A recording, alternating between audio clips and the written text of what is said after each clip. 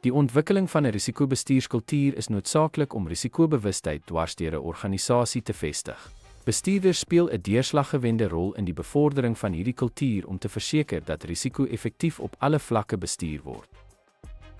Bestuurders moet deur voorbeeld lei en 'n toewyding tot risikobestuur demonstreer. Risikobewustheid moet in daaglikse bedrywighede en besluitnemingsprosesse geïntegreer word. Opleiding en onderrig is die sleutel om werknemers te bemagtig met die vaardighede om risiko's te identifiseer en te bestuur. Die daarstelling van duidelike beleide en prosedures verseker konsekwentheid in risikobestuur.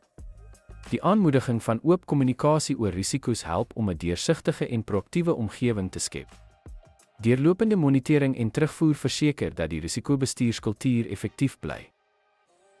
Die skep van 'n sterk risikobestuurskultuur vereis voortdurende pogings van leierskap en personeel.